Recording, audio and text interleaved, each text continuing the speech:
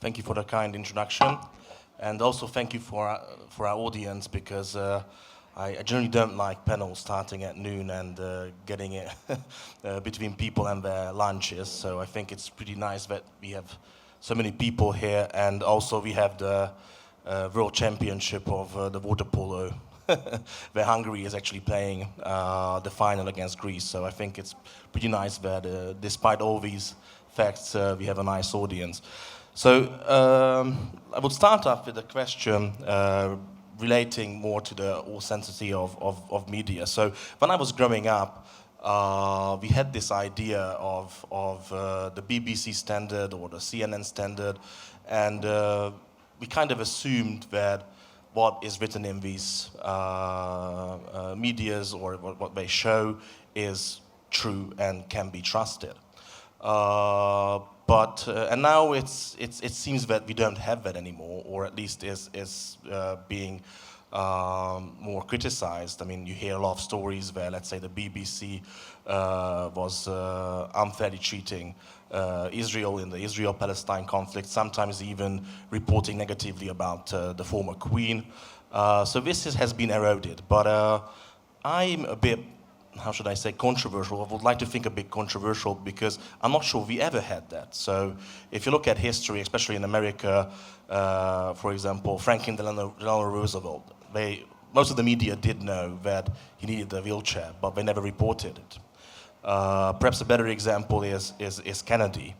They liked Kennedy, so they never reported about all the women or the drug problems, while, let's say, they destroyed Nixon, who was less friendly with the media.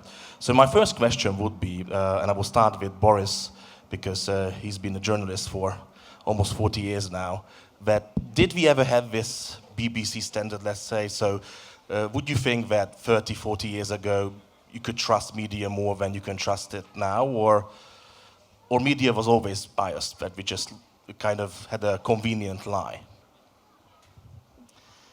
Yeah, I think it would be much more easy for me to lambast mainstream media. If I hadn't been working in them for 33 years, I would be lambasting myself and my work. That's why I asked you the question.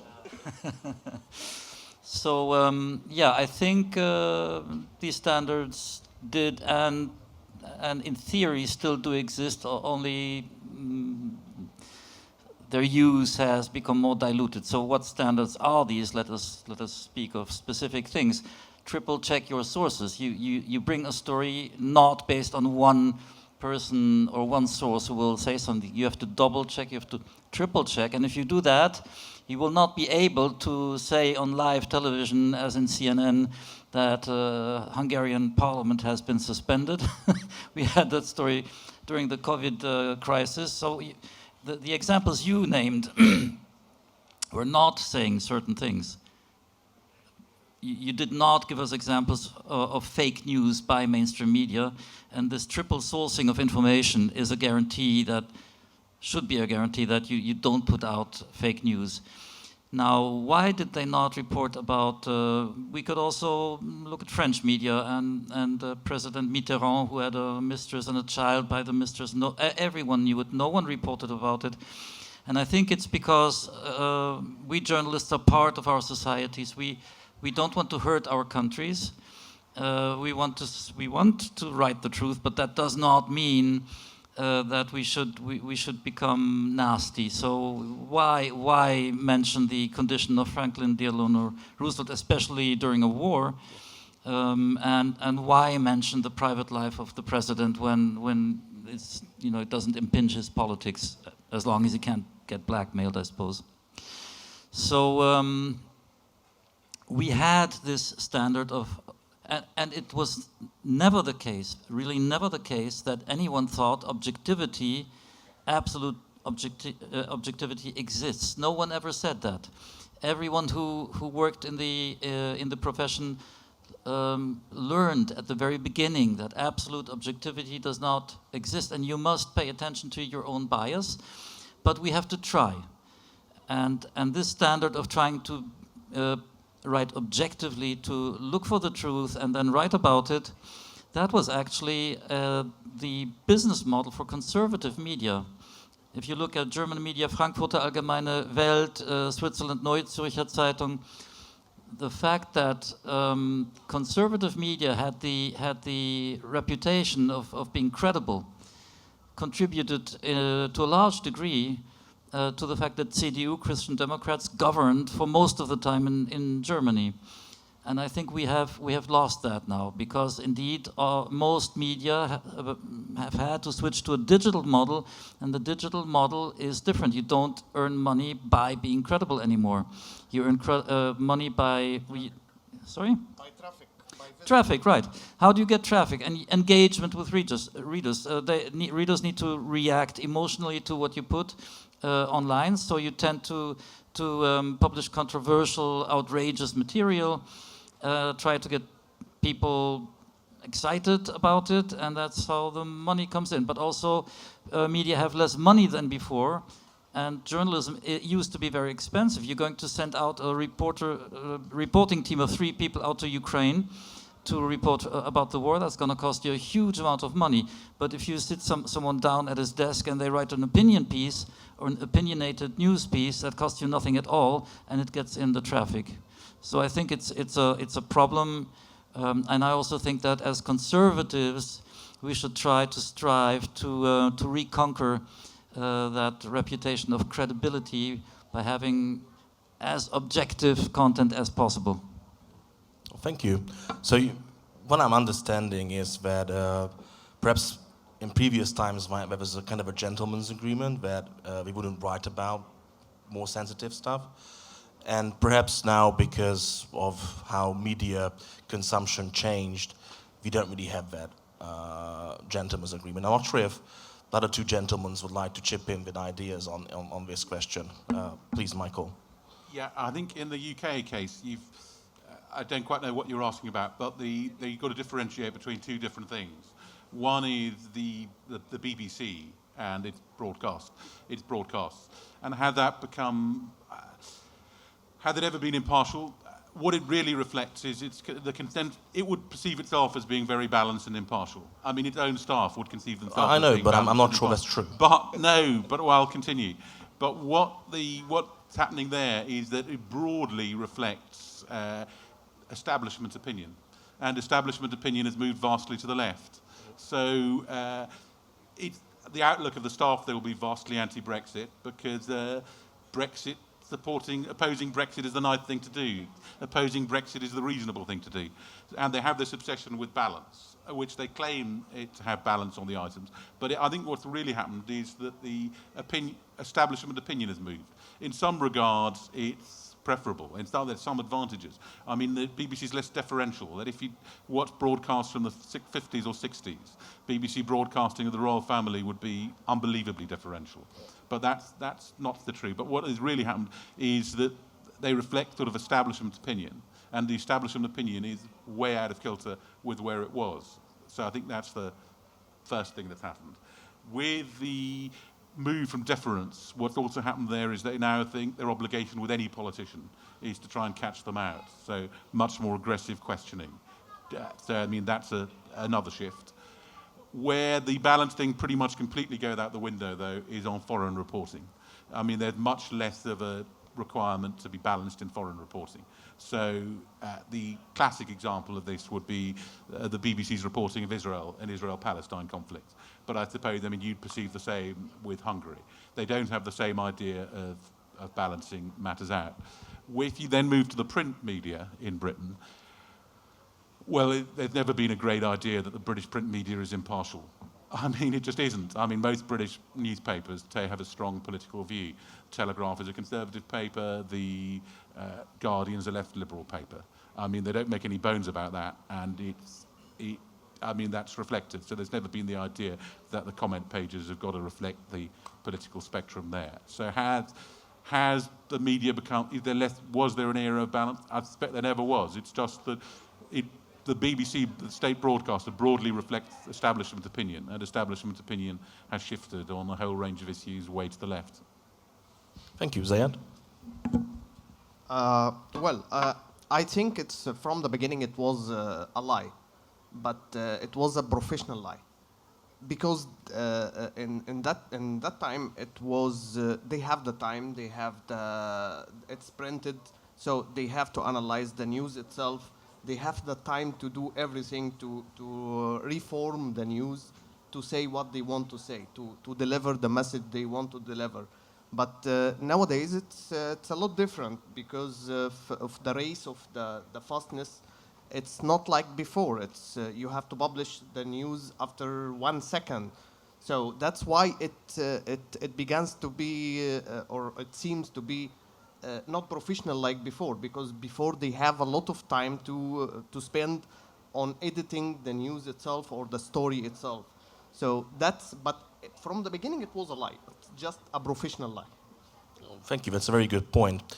So staying with this a bit, you mentioned, Michael, that you always had, left-wing media, right-wing media, and I think that's kind of okay. But it seems that now there's actually a consolidation in media. So you hear that, for example, in Hungary, there's too much media owned by the right. I don't think actually that's true. But if you look at, for example, countries like the US or Canada, in the 80s you had, let's say, 50 companies which owned 80% of the media. And now, I mean, it's all statistics 10 years ago, 90% of American media were owned by 6 companies. So it seems that there are less and less companies, and those companies are more, as you said, with the establishment, which is a bit more to the left. And I would ask you if you think that's true. So media is now more based on a couple of companies, which are perhaps a bit more on the left. And if it's true, what can we do? I mean, you have been involved in combating this by establishing the critic, for example. Does concentration of the media matter? I suspect it doesn't greatly matter, to be honest. There's still plenty of right-wing media in America. I mean, News Corp is one of the largest corporations, Wall Street Journal, Fox News. But I think what's really happened, I also suspect it doesn't matter, because basically social media. So you could say that media is more concentrated, but the established media is much less significant than it was, vastly less significant. So even if you've had a concentration of ownership in regional papers, those regional papers, I'm making up these figures, but they probably don't have, their total readership is probably lower than it was when it was lots of different companies. It's just a concentration, and other forms of media have influenced. I think any concentration of ownership and monolithic opinions is insignificant compared to the impact of social media in disseminating, that anyone can disseminate opinions, which is why, incidentally, established media brands are still vital and have a vital role, because so that people can differentiate the information they get. But I mean, I think the idea that information has clearly been vastly democratized, I don't think concentration should be a great worry. Would anybody disagree with this, or? Actually, it's in our media studies, we always say that it's the message and the medium and the studies of the target audience. This is what that deliver the message to the target audience. And I think the governments in the past were more professional and uncentralized. So they can say what they want, or what we can say that they were technocrat. So they let several medium deliver the message on their way or for a different target audience. But in the social media era, it becomes very different, and we can say Trump era, because everything is different now. And in every country, there is huge companies that control all the medium to deliver a certain message to the target audience. And this is not only in Europe, in Middle East and everywhere. It's not become like before, a lot of personal newspaper or personal TV. It becomes a huge companies that control everything. Boris, and also perhaps you could tell us what is the situation in Germany in this regard. Well, I think the problem is bigger than just concentration of media ownership. It's not just concentration of media ownership, it's also the fact that media are being bought by companies whose primary activity is not journalism. They are not interested primarily in journalism. It's just nice to have a paper as well. Look at Bezos owning the Washington Post, so the founder of Amazon. In France, all mainstream media, every single paper, every single media outlet now belongs to one or the other big corporation whose main concern is not journalism. There are 1, 2, 3 small exceptions, with the result that no investigative journalism has come out of any French media outlet since then. So that's really the death of investigative journalism. Big corporations don't want to publish stuff that is hurtful to others because they might get hurt in return, and they don't want to hurt politics or politicians. So, so there's that. And as for media pluralism being hurt, being limited due to concentration of media ownership, I think the bigger problem is that all of the media that we have, including social media and all the democratization that you have just diagnosed, are in the hands of 3 big tech companies. It's it's Google, Facebook, and Twitter. Maybe some others by now. But if these have the power to limit what you can see, to slow down, to make it more difficult to find certain content and more easy to push other content, then we have a problem with media pluralism, independent of how many media we have on the market. Going back on that, the pattern of media companies being bought by non-media companies hasn't happened in the UK. All UK newspapers are owned by either self-owned or owned by media companies. I mean, they're not owned by wider. They're only media. There aren't supermarkets who own newspapers. That doesn't exist. On the Google front, you're of course right that those corporations can limit what people find, what people search for, what people write. Absolutely they can. But I mean, it's still a move in the direction of greater plurality.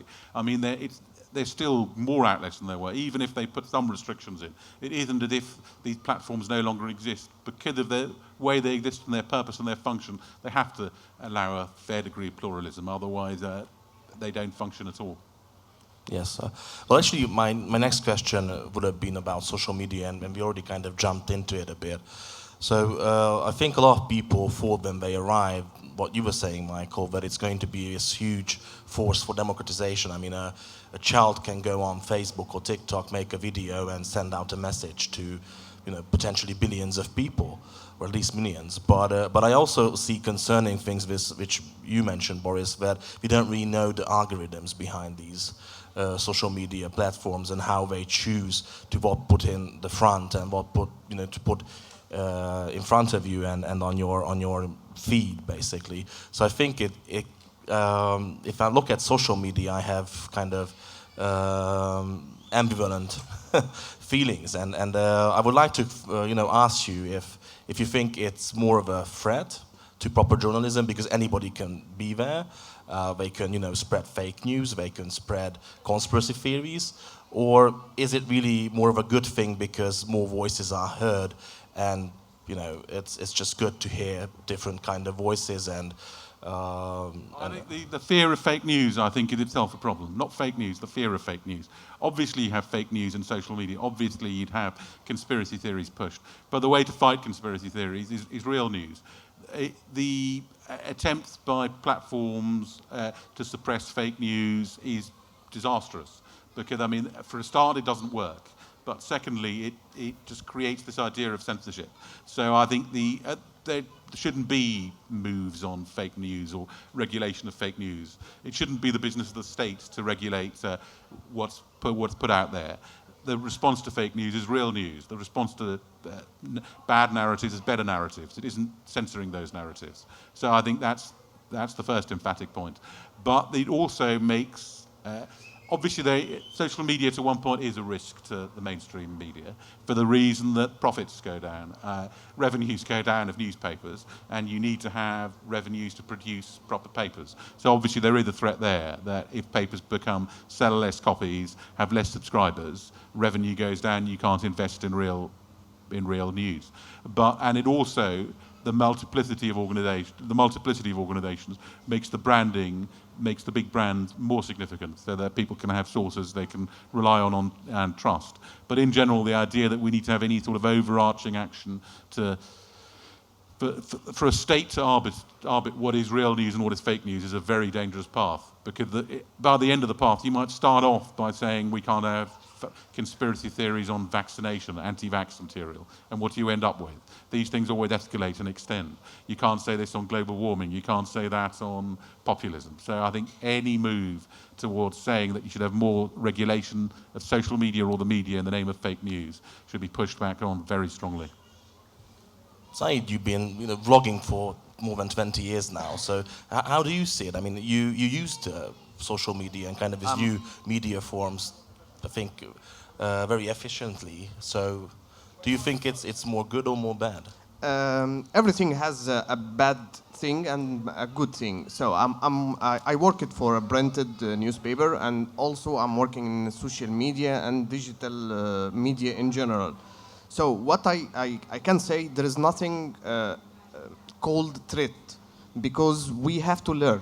For example, before we are writing normal article from our point of view with a normal keywords that we believe in, but now we have to learn something called SEO, search engine optimization. We have to inject our article with a lot of words that Google or Meta or whatever, the algorithm can catch these words to appear on the top. For sure, we are not 100% know what the algorithm is and how they will inform a news to be in the top or on the bottom. But at least we have to learn and develop ourselves to work in a new platform. So there is no platform we can consider as a threat. It will be a threat if we didn't develop ourselves or learn a new skills that can prevent the threat, or at least make it less harmful to our job. Boris, I think you were the most skeptical. Yeah, just a thought which is not at all about censorship. I'm beginning to see a problem concerning how people consume information. So we're all professionals here, and we tend to look at it from the point of view of input. Oh, how good, we have Substack now, so many new voices that can be heard. But what is actually seen by the public? Now, I run a media school, and people, when they want to get in, they get an interview. I ask them questions, very, very simple questions. Very simple questions, and they cannot answer. And these are really intelligent. Could you give us an example yes, of a... maybe you know the answer. Who is the president of Hungary? Katalin Novák. They don't know. Why don't they know? So Hungarians kids don't know Hungarians it. who will not be able to answer the question. Why do they not know? My suspicion is because they get their news via Facebook. They entrust the decision as to what they read to an algorithm. TikTok, actually, via TikTok. Yeah, so, YouTube. and it's not censorship, it is their viewing habits which determine what content they get served by the algorithm. So if they're not interested in politics, they will not see political news. But if they made the choice to go directly onto media outlets on the internet, on the front pages, they could not escape seeing that name every second day. Every other day. So I think this is more to do with human nature and, I don't know, being lazy, and not so much with censorship as such, although that is also a problem. And I think there's potentially a problem with mainstream media outlets for a very specific reason. Newspapers now know precisely what they read. Newspapers are interested in what people read online as opposed to in print, because they think that's the future. And they know precisely what people read online. Not before they did some sort of studies, but the data wasn't very good. Now the data is precise. They know exact numbers of people reading what articles when. What that does, it probably means that conservative papers will become more conservative and left-wing papers will become more left-wing, because their readership, the stuff they want to read, their core readership, will be stuff which is opinionated and pushing their particular outlook. So it is true that there's that you find probably more uniformity within papers. The Guardian over time becomes more left-wing, the Telegraph becomes more conservative, not because its staff particularly want to do that. They might want to do it to the Guardian, but it's because that's what the readers want. The readers want the stuff which is most read, the papers then produce more of the kind of material which is most read. And the material which is most read is material which conforms to the reader's worldview. So there probably will be less articles challenging the reader's core perspectives within papers, just for the logic of their own readership. And that they're now serving the readers. This is what the reader should read, or this is what we expect readers to read. They actually know what readers are reading. So is this because of money constraints? So they need money, so they have to, because you didn't have that, let's say, 50 years ago. It's because they didn't have a mechanism for doing it 50 years ago. You'd have surveys of what readers read. People lie in surveys. They'll tell you more worthy stuff than they actually read. And secondly, they don't... once you can see precisely what happens and you're going to respond to that. You don't fully respond to that. Like every newspaper still has, every UK newspaper, and still has leaders. The newspaper's point of view. The Telegraph says, the Guardian view, the Sun says. Those leaders are basically, they're pretty much not read. I mean, people pretty much don't read unsigned articles, but they, sort of arguing against myself, those things survive in papers because papers think they need them. But broadly, papers want to serve their readers. Their readers want opinion which correlates to what they say. So there's an inherent economic logic within the news media to push the news media towards more partisan news media. Zeyad, I think you wanted to. Yes, I think I have 2 points I have to speak about. First is the censorship. The censorship, it will be available on social media or on the newspaper. And the second one, it's about somebody don't know the president of Hungary. And this is because the newspaper, I will talk about the second one first. The newspaper, if you bought a newspaper, you will read it from the beginning to the end because you already pay for it. But on the website, you are selective, or on the social media, you are selective. You will select the news that you want. And the algorithm of all the websites or all the social media, they know your desire, or they know what you want to read. So they will recommend more about the same article or the same topic you are searching for. So you will be aware of all the things that it is important, but it's not interesting. And because it's not interesting, you have a lot of less information about the things that you have to know. This is the information you have to learn and you have to know. But in the social media, you will not learn about it, because you are not searching about it. And about the censorship we have, as a desk editor, we are the censor inside any newspaper. We are organizing everything, what to be published or what not to be published. But in the social media, there is someone you don't know who have the censorship and cutting whatever he want and just publishing and showing whatever he want. You don't know him. It's just algorithm, which is unknown. Boris, you want to? Yeah, I'd just like to add a point. We may all realize here that we keep talking about opinion. And I think opinion articles and journalism is not at all the same thing. It's two different things. And I think opinion pieces are the most unimportant for the readers. Readers have their own opinion. They don't need mine. Sometimes when something is complex, they will be grateful for me to give pointers as to how to understand a given matter. But what is increasingly missing from the media was what made the media be so enjoyable in former times is to go out and do reportage. You report from the spot what you see, what you hear, and what the result of your researches, of your reporting is. That costs money and effort. It needs double checking, so it's a lot of money, and it's not done anymore, at least not so much.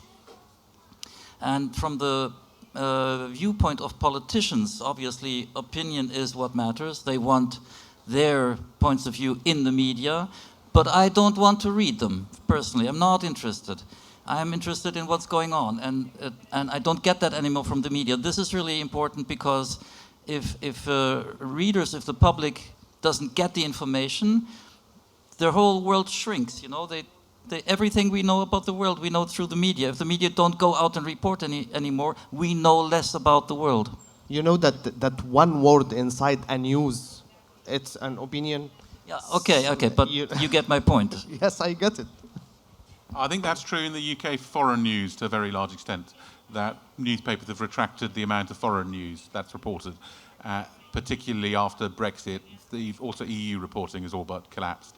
It's not true of British, I mean, if political reporting of British politics, you could spend all day looking at newspaper websites, reading at the ins and outs of the latest political developments. So that certainly is not underreported by any stretch of the imagination. But foreign reporting, is pretty poor. And it's because it's both expensive and in most cases it's not that widely read once it's done. So it's very expensive, plus it doesn't get huge feedback for the papers. Well, sadly, we Hungarians do feel that because sometimes only one or two reporters here, and then all the other media will take over their reports about what's happening in Hungary, and because of it, it's usually a bit biased. And but the other reason why there's bias is that, interestingly, I know the UK media best, so I'm going to give that as an example again. With the progressive media, most of the journalists on those papers are aligned to the views of the paper. You won't find many closet conservatives in The Guardian. On conservative papers, that is emphatically not the case. A large proportion of the reports, not the people doing a comment, not the opinion people, and not the senior editors, but a large number of the reporters will not agree with the newspaper's outlook. Where that specifically become the problem for you in Hungary is that it's more specific, is that the senior editors will care what the content of the newspaper is about British news stories. Most senior newspaper editors couldn't care less about Hungary. Sorry, but they just got no interest in Hungary. So if there is a very sort of biased report on Hungary, no one's going to say, oh, this is it's we biased, don't then want we this as shouldn't run it, biased, yeah. because they just won't be particularly interested in it. It isn't Well, something they will not they're even focused notice on. it, because They may very well not notice it. And I think that's the added problem you have, that you have progressive British media who will be critical of Hungary anyway, and the outlook of people reporting it from more conservative papers won't be very different. So, and there isn't a process whereby that would get filtered out. Sadly, as I said, we have experience with this. But another thing we have experienced, sadly, is staying with the censorship issue. So a lot of our friends complain about perhaps more right-wing or conservative media outlets or opinions being censored on Facebook. And I mean, we at Danube actually suffered for it. And so I'll give you two examples. First, I was feeling pretty laughable because we run a lot of events. And we had one event which was an event series done by one of our research fellows about Jan Patočka, who is a Czech philosopher fighting against communism. So very neutral, more philosophical, historical topic. And the third event was censored by Facebook. They didn't allow us to advertise it on Facebook because they said it's a political content. I didn't understand it, and in the end we actually got out of it. So now luckily Danube is not considered making political content, but for like a month we were stuck in there. It's really difficult to get out. And I'm also, beside Danube, the deputy editor-in-chief of the Hungarian Conservative Journal. And we ran a piece, and the piece was actually, again, that's why it was strange. So we used a picture of a Russian tank with the Z sign. It was an AFP picture, and I did Google it afterwards, and it was used by BBC, by other media outlets. But Facebook put us again, the Facebook page of Hungarian Conservative, in a quarantine for a month, which meant we couldn't advertise. You wouldn't see us on your feed, only if you liked it and were looking at it, because we used this picture and it was considered Russian propaganda. The article actually was about how Russia is trying to recruit people in Serbia and we think that's wrong. So the article was actually, if anything, anti-Russian, but still because we used this picture, and I'm not sure if it was an algorithm or it was somebody sitting there and thinking, oh, the Hungarian conservative, that must be very conservative and very Russian-friendly, so we have to censor them. So we experience this, and a lot of our friends experience this, and I think it's kind of disconcerting, because if this happens, at least what we had, we didn't really know how to get out of it or how to solve it. So I'm not sure if you had any experiences like this, and also what can we do? I mean, these are basically private companies, so they can just say that, look, we run our business how I like. Facebook, etc. You can basically thank Brexit and Donald Trump for what's happened. Basically, Facebook. Votes went against. Brexit won, Donald Trump won it in 2016, Donald Trump won election in 2020. And much of the sort of liberal consensus wanted to find an explanation for their victory. And the explanation became up with social media. These people are geniuses at social media manipulation. As a result of this sort of backlash against blame for Facebook and other social media, predominantly Facebook, for allowing too much political advertising, they've responded with the sort of huge clampdowns on political advertising. So it's a direct response to an attack on those organisations for, it's a load of nonsense, but in that narrative for letting Brexit happen and letting Trump get elected. So it's those media, it's Facebook responding, thinking, this is the challenge, how do we do it? We clamp down on political advertising. And political advertising, in any case, is a small part of our total revenue. Is that happening more to conservative sites, or? It is. I mean, I've got no great knowledge of the Facebook staff, but the sort of people Facebook recruits from will have a certain political East Coast left liberal outlook. They'll have a left liberal outlook, and they'll perceive what they're doing. It's not some sort of I'm actually putting bias in here. They'll just regard their point of view as just sensible, establishment, rational, and the other point of view as wicked. So, I mean, they're just thinking, they're acting benevolently. But also they have this board which they set up to kind of guarantee the standards, and if you look at the people there, you wouldn't find a conservative person at all. So not even like for show. Yeah, it's a response, as I said, to a backlash against them for allowing much more freedom before, and Brexit and Trump both using Facebook substantially in their campaigns. I think it's more serious than that, actually. If a Hungarian conservative is small, so you got into jail, Facebook jail, but you're small, and it's your problem. But it doesn't become a problem for the whole media market, for all of society. But Index was put into Facebook jail, and that's the biggest online media outlet we have in Hungary. So what does that mean when Index gets put into Facebook jail, and no one knows why? Well, they're out of it now, but no one knew why. And their traffic goes down by 60%. Well, people will go to other media outlets. So that ban will redistribute market shares on the media market, and that is a very serious matter. When we speak of media pluralism, media freedom, press freedom, a free market for the media, that is something that is really serious, because it distorts market mechanisms. I agree it's serious, but the one thing which I don't think is the answer is state regulation. If you go down the route of state regulation, in Hungary what will happen is, in most countries, is that state regulation will expand and expand, and it will limit what conservative voices can express. It might not be here, but inevitably, even if regulation were introduced promising what can be said and can't be said, and there'd be greater regulation of social media, it will lead to greater restrictions on what is said, and it'll end up hurting conservatives most. There is two things about keywords in Facebook. Myself, I was a victim of Facebook jail. The last year, or maybe 2 years ago, I have a very big Facebook page that I was managed, and I criticized one of or the only company that manage everything in every media house in Egypt. It's only one company manage everything, and I was criticized with evidence. I can choose my words very carefully, so nobody can sue me. And I have proven everything through an article. It's not published anywhere. It's just on my personal page. And because they have a very big social media company, they succeed and they banned me totally from and they closed my account. So, and it was a business account that I manage a lot of accounts through this account, and then everything is gone. It's because that I say something that they don't like. So we have to weigh or two problems in Facebook. First is the keywords that they are preventing, and this keywords it's not because it's bad keywords.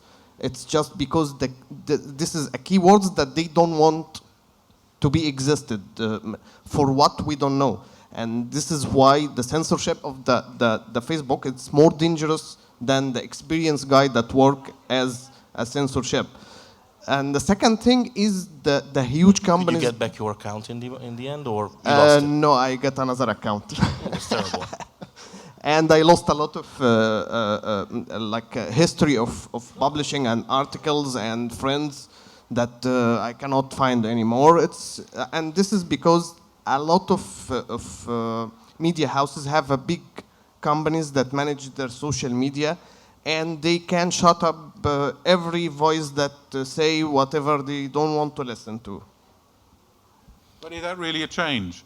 I mean, that can happen on Facebook, but that could happen before on traditional media, couldn't it? I mean, if you have vastly larger media companies with vastly larger budgets, they could put pressure on smaller outfits. They can put pressure, but not like banning the page or banning the newspaper, because there is a syndicate, there is a lot of houses that protect your freedom as a journalist in the newspaper or even in the TV. I know, but is it really that much of a change?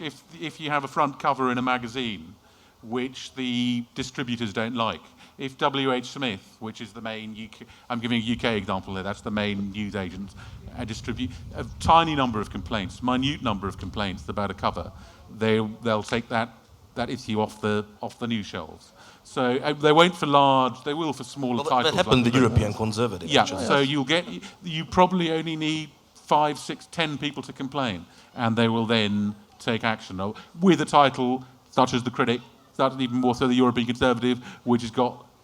They won't do it to the Telegraph or the Sun, which has very high readerships, but for magazines they certainly will. I mean, small amount of pressure can lead to traditional distributors pulling you off the shelves. I mean, the European Conservative can't be pulled off the web; it can be pulled off the newsstand. If anything, I'd say all these moves. Okay, there are problems, there's pushback, there is media censorship, there's all the rest of it online. But is it really that? We're still in a better place than we were if it weren't for those. If it weren't for those outlets, there'd be more censorship. They'd be much easier to control what people read than if these outfits exist. Okay, they're not perfect, there's censorship, all the rest of it. But it's still a step in the right direction as opposed to a move away from.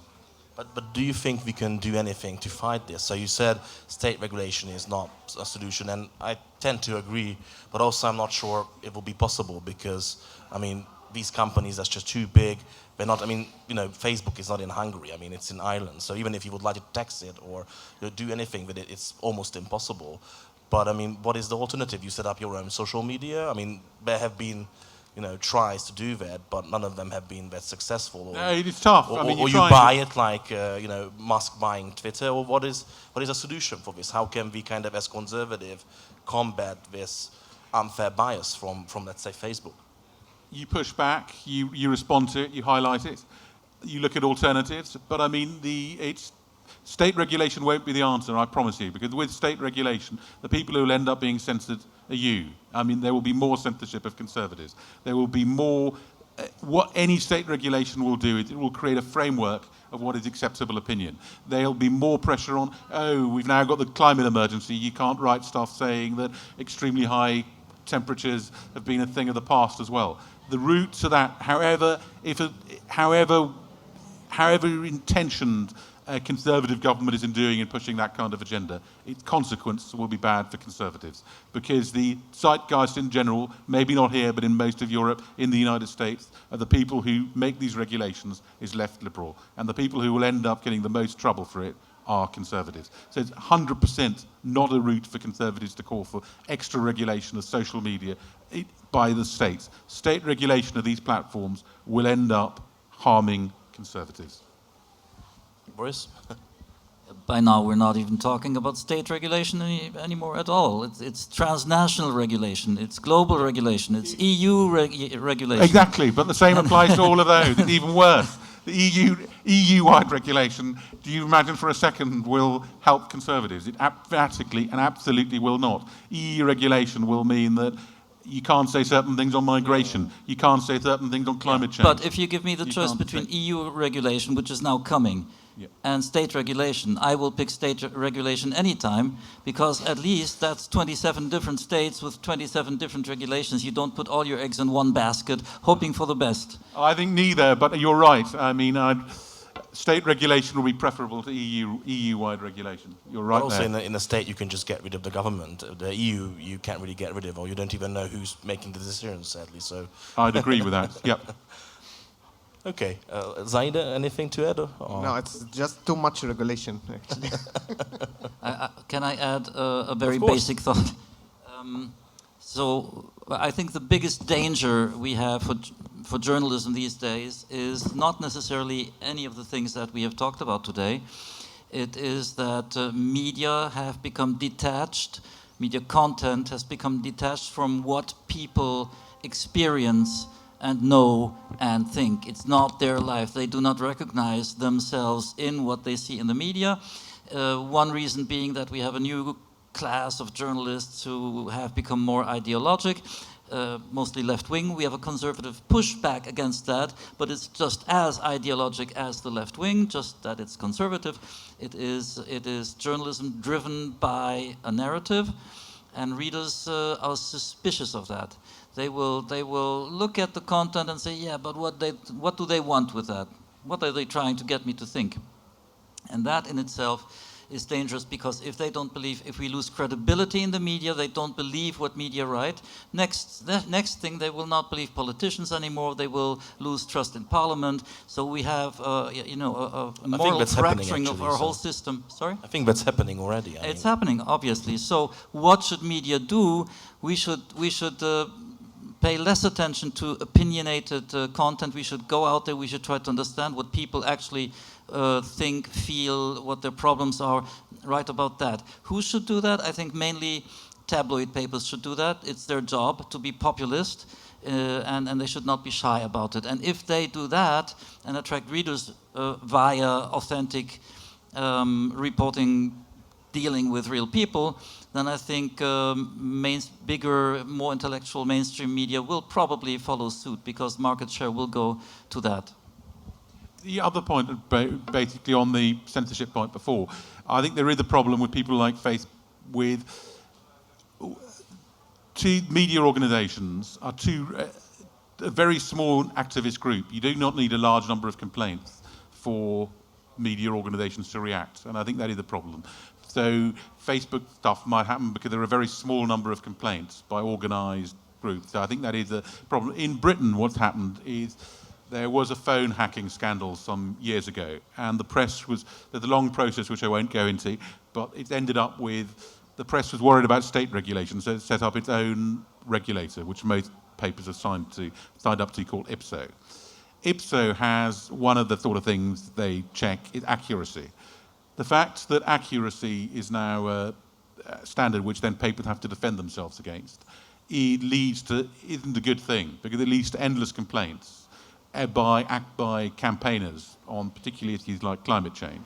And what it effectively does is, papers self-censor, not because we won't go there because we might get an IPSO complaint, but if it's an article which isn't particularly important for the paper, and if there's a complaint, you've then got 2 days of work answering the 20 points raised. People think, editors will think, we won't bother doing that issue. What's the advantage of publishing that compared to the disadvantage of then wasting days of work responding to politically motivated complaints? So any of these sort of structures, that's what happened.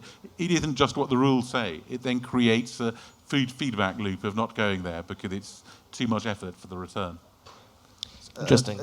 So how to measure that this is a successful journalism or journalist or not successful? It's by hitting the point, the interest of the people. So if I hit a lot of interest of a lot of people, so I'm successful. But what is the problem? Why we are away of the interest of people? Because at the end I'm a professional, so I'm working to get a salary to spend on my family. So I have a direction from the managers to do this, and the managers, they have a directions from the manager to do whatever they want to do for some revenue, for whatever plan they are doing. And the thing that I'm ordered to do, it's very far away from the point of interest. So that's why the journalism is getting very far from the people. And this is why it's abandoned. I just want to say that I have not experienced that in my work life. A little bit of this is my daily routine. Soft nudging, and things that maybe you will not be able to place in the paper, but I have not ever been told what to write. In 33 years. No, maybe it's different places, different regulation, but this has happened always because we are working in organizations, and organization they had a lot of managers have a planning, have a lot of things to do, but this is sometimes it's not built on a studies of what people need. So that's why it's a little bit far away from the people needs, and that's why it's the journalism is abandoned. Still staying a bit on censorship, is there good censorship? Because usually when Facebook or some of these progressives are censoring things, they are saying it's hate speech or let's say anti-vaccination nonsense. So they try to find something which they think is for the public good, and because something which would go against the public good should be censored.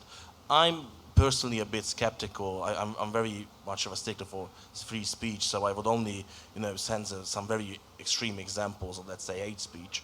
But would you agree that there's some things which can be censored or should be censored? Broadly, no. I mean, there are certain exceptions, such as I don't think any of us would want child pornography to be freely available.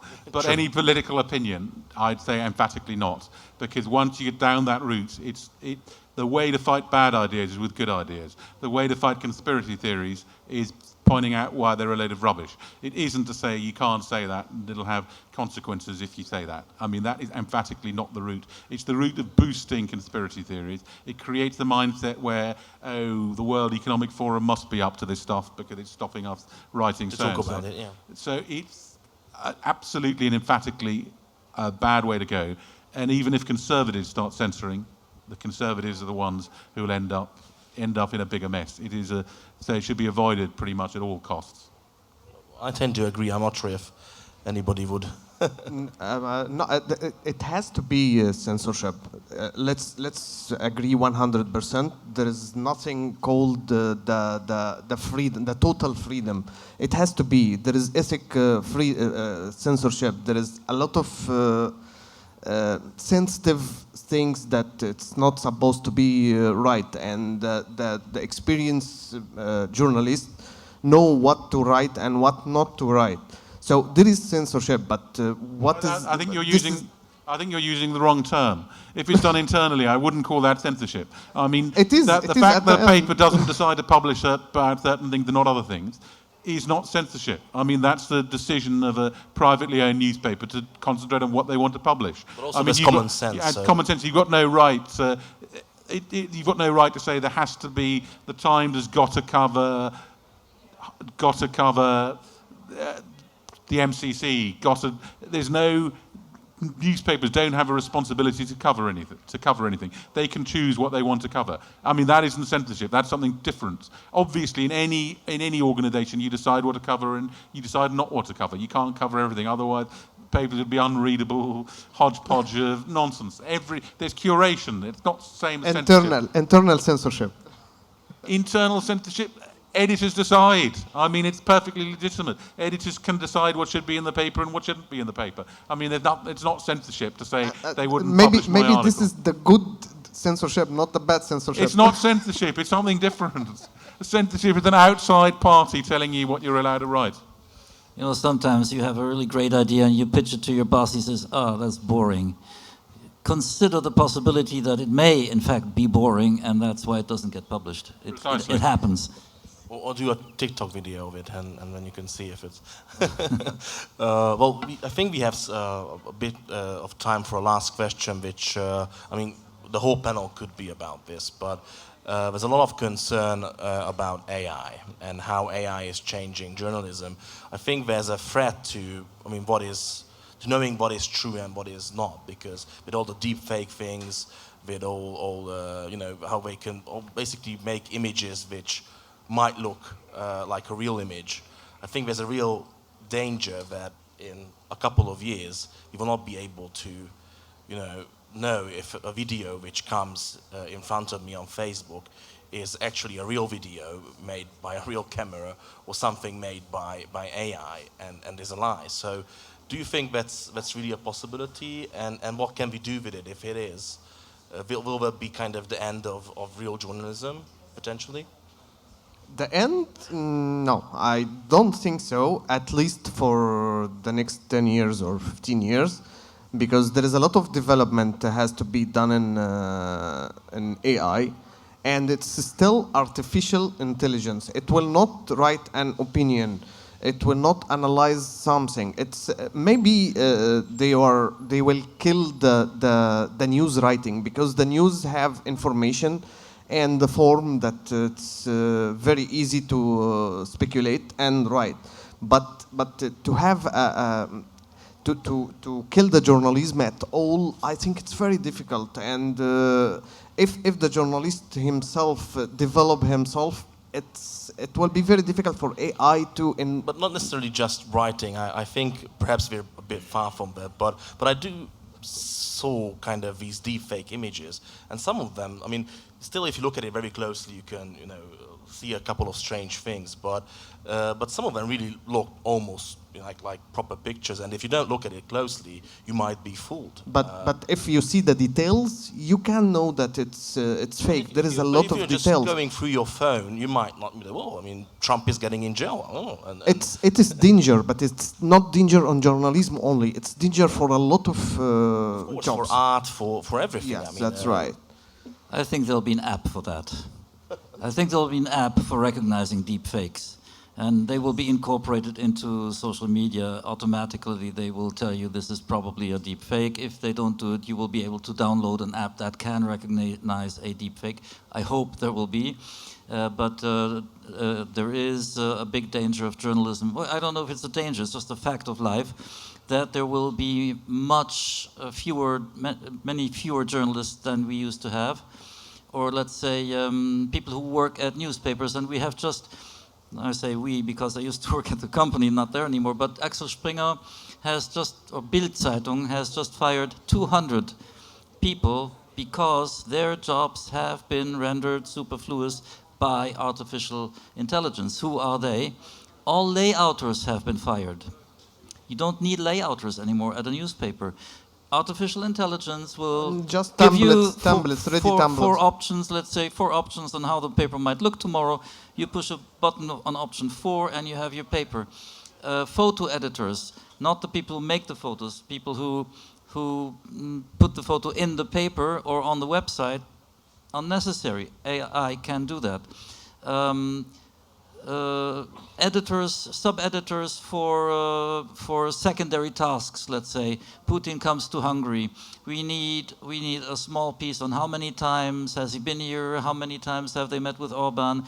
AI will do that quicker in a second than the journalist colleague who has to look it up on the internet or in the archive. Just ask GPT. So lots of jobs will disappear. What will not disappear is original thinking that you can... Or reportage. Or reportage. You cannot replace that with artificial intelligence. Yeah, I'd agree with all of that. Mm-hmm. Yeah. I mean, there will be fewer jobs in future, but I mean, I agree with all of those. So you're not that concerned, which is good, because I think I would hope that humans can't really be replaced, because creativity and kind of soul only humans have. So, and I think that's kind of a nice way to finish our panel. Please join me in thanking our panelists, Zeyad, Boris, Michael. Thank you for sharing your interesting thoughts with us and for being with us here. Thank you.